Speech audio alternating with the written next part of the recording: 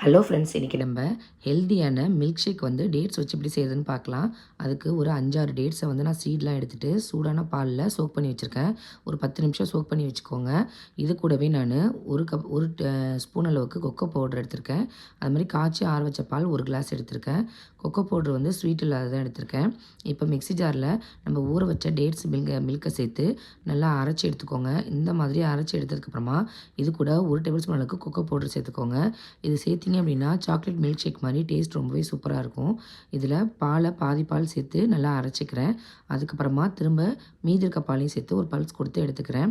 அவ்வளோதான், சூப்பராக இருக்கும் இந்த மில்க் ஷேக்கு. கண்டிப்பாக ட்ரை பண்ணி பாருங்கள், குழந்தைங்க ரொம்ப விரும்பி குடிப்பாங்க. இப்போ இதை சர்வ் பண்ணிடலாம். இதை ஒரு சர்விங் பவுலுக்கு மாற்றிட்டு அது மேலே லைட்டாக நான் கொக்கோ பவுடர் ட்ரெஸ் பண்ணியிருக்கேன். அதுக்கப்புறம் மேலே ஒரு டேட்ஸும் வச்சு டெக்கரேட் பண்ணியிருக்கேன். நீங்களும் இதே மாதிரி உங்கள் வீட்டில் செஞ்சு பாருங்கள். எப்படி இருக்குது அப்படிங்கிறத கமெண்ட் பண்ணுங்கள்.